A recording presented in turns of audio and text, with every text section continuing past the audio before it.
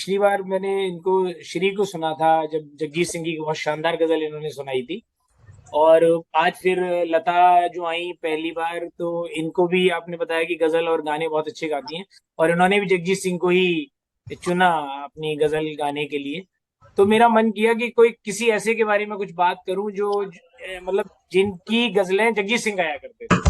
जगजीत सिंह साहब ने बहुत सारे शायरों की गाई, लेकिन एक शायर जो जिसके उन्होंने बहुत सारी गजलें गाई, निदा फाजली साहब।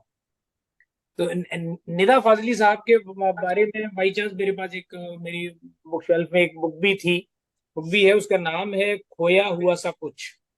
निदा फाजली साहब की है। तो निदा फाजली साहब के बारे में एक जो दो चार लाइनें इसमें लिखी हैं बुक के लास्ट पेज पे जो उनका इंट्रो होता है, उससे मैं बताना चाहता हूँ, शायद और लोगों को पता भी होगा। तो उन्होंने लिखा है उसमें कि उन्होंने जिंदगी के साथ कई दिशाओं में सफर किया है। उनकी कविता इसी सफर की दास्तान है, जिसमें कहीं धूप है, कहीं छांव है, कहीं शहर है, कहीं गांव है। इसमें एक ऐसा बंजारा मिजाज शख्स की कहानी है जो देश के विभाजन से अब तक अपनी ही तलाश में भटक रहा है।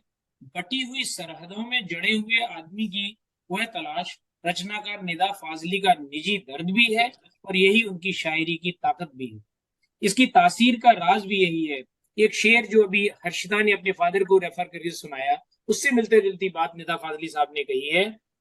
जो सूफी का कौल हो या पंडित का ज्ञान, जो सूफी का कौल हो या पंडित का ज्ञान, जितनी बीते आप पर उतना ही सच मान। अब निदा फाजली साहब की एक इसमें छोटी सी नज्म है शायद, कि गजल गजल जो सब लोगों ने गाई उसके बारे में बस बोलना चाहता हूं।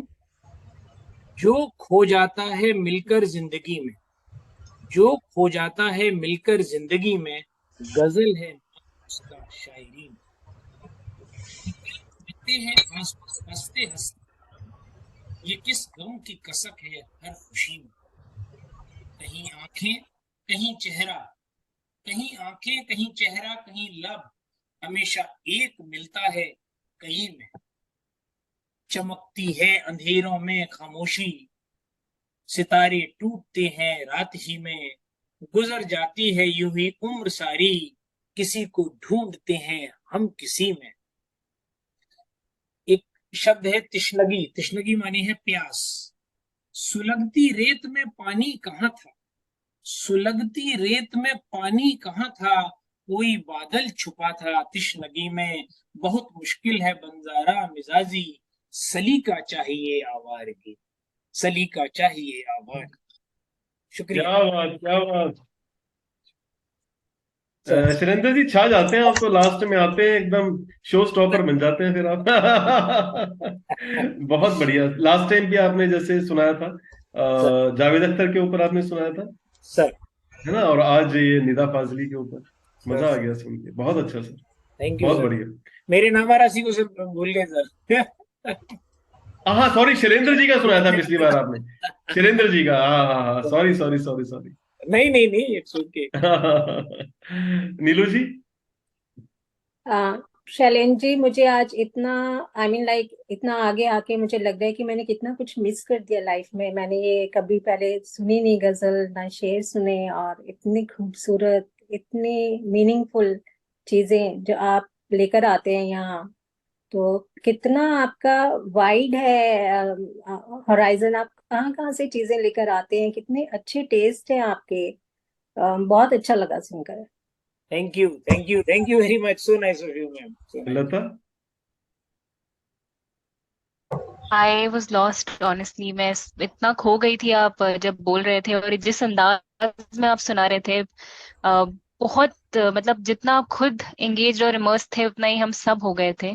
हम सारे बहुत बहुत थरली इंजॉय कर रहे थे। जिस एक एक इमोशन एक एक लाइन में फील हो रहा था हमें। तो बहुत ही ब्यूटीफुली आपने, मैं आप फिर से नाम बताइएगा ना इनसा, इनका मैं वापस से सर्च करूंगी। निदा फाजली साहब, निदा निदा फाजली। निदा फाजली। तो this inspires me to go back and थोड़ा और पढूं, और वो सब देखूं कि कौन कौन से इनके जो शायरी है वो जगजीत सिंह साहब ने गाए हैं। तो this will also give me food for thought and do my homework. तो बहुत बहुत मजा आया। Thank you, thank you. Pragati ji, देखो, प्रगति जी। तो मतलब आज ऐसे लग रहा था कि कोई शायरी की किताब खोल के बैठी हूँ मैं। राकेश जी ने इतने सारे शायरों की रचनाएं सुनाई। And Shailendra ji, thank you so much. Nida Fazli साहब मेरे सबसे फेवरेट शायर हैं, और उनके बारे में ये सुनना was really beautiful and really divine. तो उनका एक शेर जो बहुत अच्छा लगता है मुझे, मैं चाहूंगी मैं आप सब लोगों को सुनाऊं। घर से मस्जिद बहुत दूर है यारों, घर से मस्जिद बहुत दूर है यारों, चलो कुछ ऐसा किया जाए, एक रोते हुए बच्चे को हंसाया जाए। क्या बात। तो निदा फाजली साहब इतनी छोटी चीज, मतलब इतने कम वर्ड्स में इतनी बड़ी बात बोल देते थे। तो मैं जितने भी जेन जी हैं यहाँ और पुराने सबको बोलूंगी, निदा फाजली साहब को जरूर सुनिएगा, बहुत ही उम्दा लिखते हैं। Thank you Shailendra ji, thank you so very much. Nice of you, so nice. Krishna. बहुत अच्छा था सर, एंड मैं भी अपना होमवर्क करूंगी जाके। I will go back and check. Okay, Harshita. Hello, हाँ जी सर। एक्चुअली ना शैलेंद्र जी की जो हिंदी है और हिंदी की जो वोकैबुलरी इतनी क्लियर है ना, लाइक बिल्कुल नीट एंड क्लियर है, बिल्कुल एकदम से जो भी बोल रहे थे ना, लग रहा था कि आपको फिल्टर होके हमारे पास सारे वर्ड्स आ रहे हैं। तो वो सुनने में ना उसका एक अलग ही मजा आ रहा था, और बिल्कुल एकदम ऐसा लग रहा था कि हाँ, जो बोल रहे हैं सर वो कहीं ना कहीं उनका अपने ही है सारा थॉट प्रोसेस। तो like it was really nice, बहुत थैंक अच्छा। You, thank you. Shri.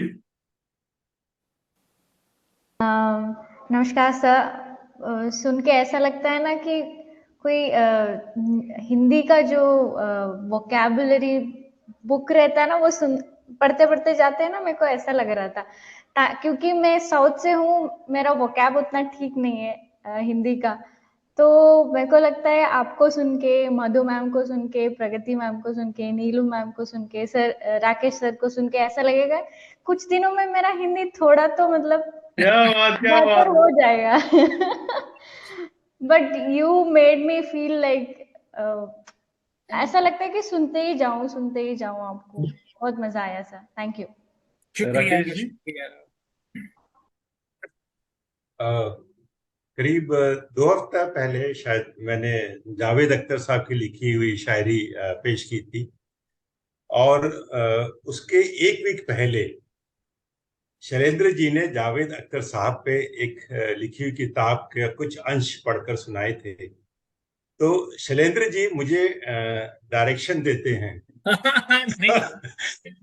And I am thankful to Shailendra ji कि उन्होंने जावेद अख्तर साहब की किताब वो सुनाई कुछ अंश, और मुझे प्रेरणा मिली कि मैं उनकी शायरी अगले प्रोग्राम में पेश करूं। और आज भी आज जो इन्होंने मुझे फ्री डायरेक्शन दिया है कि अगले प्रोग्राम में मैं शायरी का मुझे टॉपिक मिल गया है। निदा फाजली, क्या बात है, क्या बात है। Thank you so much Shailendra ji. Thank you.